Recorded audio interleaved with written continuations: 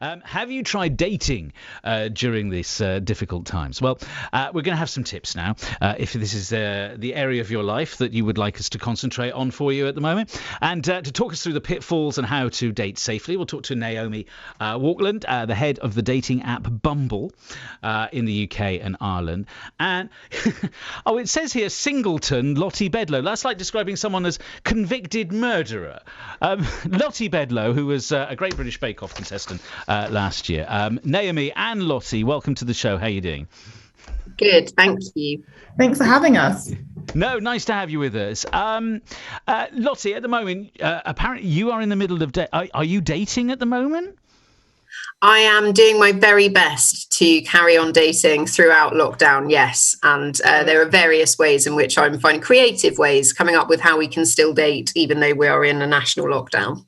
Okay, yeah, I can imagine that it hasn't been easy. What have your experiences been like? I think really positive.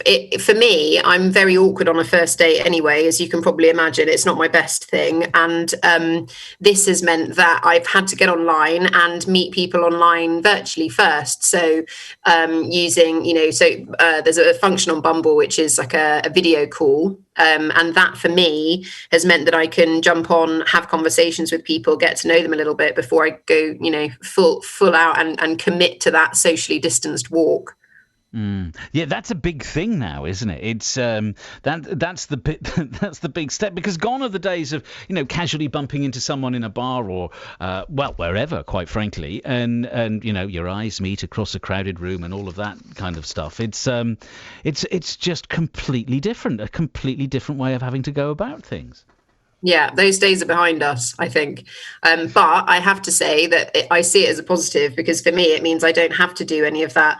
A lot of the times my friends, I'm turning 33, okay, in April. I feel like all of my friends are married or they're engaged and they're having children. And that's lovely. And I have been on so many social engagements where people have accidentally brought along their single friends for me to meet and talk to. And that is my worst case scenario, and I can't get out of it, and you don't want to be impolite. So for me, lockdown dating has actually made things slightly easier. I'm much more in control of the situation, and I can decide whether or not I want to go on this socially distanced date with them or not. Yeah, you don't a social obligation. I think we could class that, couldn't we? Naomi, what are you hearing? The people that are using your app, Bumble. What can you tell us that they're saying at the moment? And is it dissimilar from what Lottie's been going through?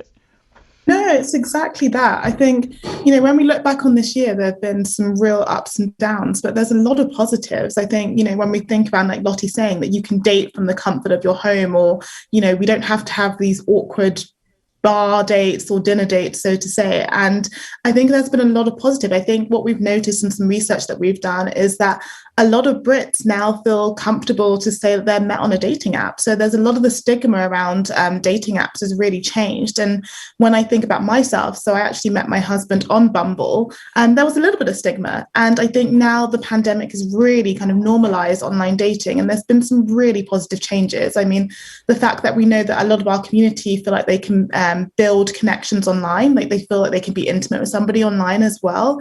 And I think also the great things that we've seen around using video calling and voice calling. So you can have a date from the comfort of your sofa, which is pretty brilliant. So you can almost suss out, is there a connection? Is there not a connection? And if there is, look at doing things such as a socially distanced walk. And I think what it's really done, when I think about women and Bumble being a women first platform, is it's put you in the driving seat. It's allowing you to take that control of your dating life as well. So on our side, we've only seen positive things, and it's been a really exciting time for dating as well. And I think a lot of these trends are absolutely going to continue, and rightfully so. I think it's a good thing.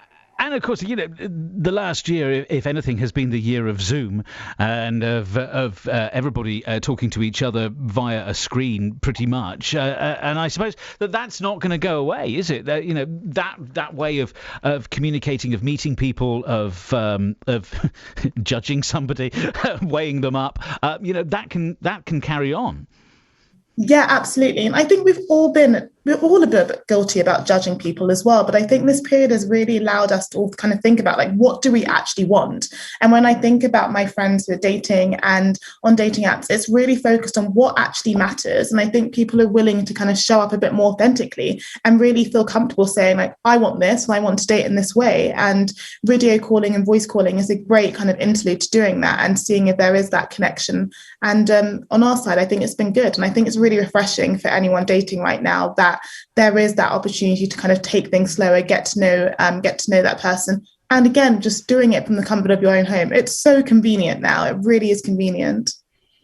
And Lottie, have you, I was thinking about bad dates that I've had in the past. There was one where it just was a disaster from start to finish, and in the end, I snuck out of the cinema saying I was going to go for a wee, and I went home.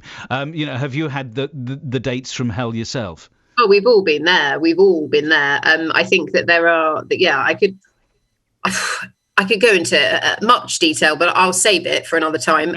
There have been various instances, but yes, I have been known to walk into a date, to see said date, and then left and sort of made my excuses. I couldn't find it, or I was ill, or whatever.